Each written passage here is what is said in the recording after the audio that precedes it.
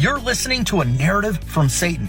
He has convinced you that God sees you a certain way, and the reality is God sees you completely differently because of his mercy and his grace.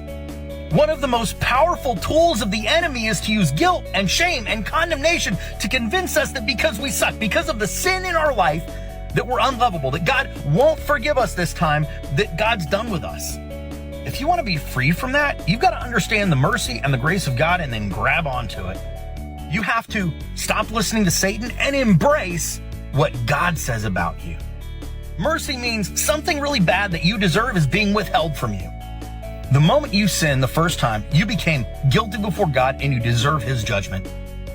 And for the rest of your life, you deserve God's judgment, but his mercy means that he withholds that judgment that you deserve. When Jesus was on the cross, he got the opposite of mercy. See, the judgment that you deserve from God, God gave to Jesus instead.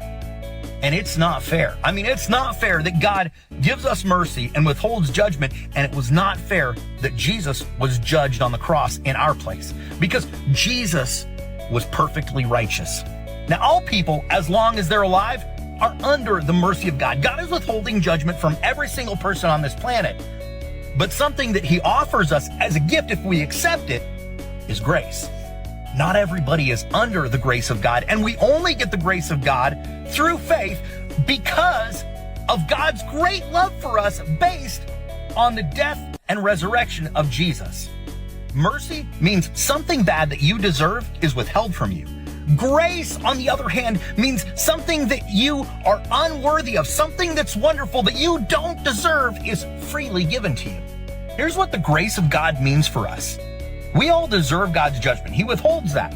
But when we have faith in the work of Jesus and we ask for forgiveness, God forgives us for all of our sin and gives us the righteousness of Jesus Christ. So for the rest of your life, God will never again see you as a guilty sinner. He will always see only the righteousness of Jesus.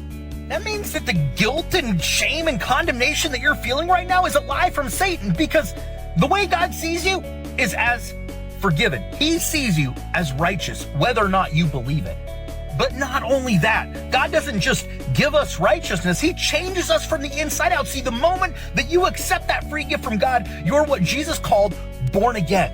He changes your heart. He gives you the desire and the ability to no longer live in sin. And you'll find that as you grow in a relationship with him, sin will have less and less of a place in your life. However, when you do mess up in sin, you're under the grace of God, and you cannot out-sin God's grace. You can't lose grace because of sin.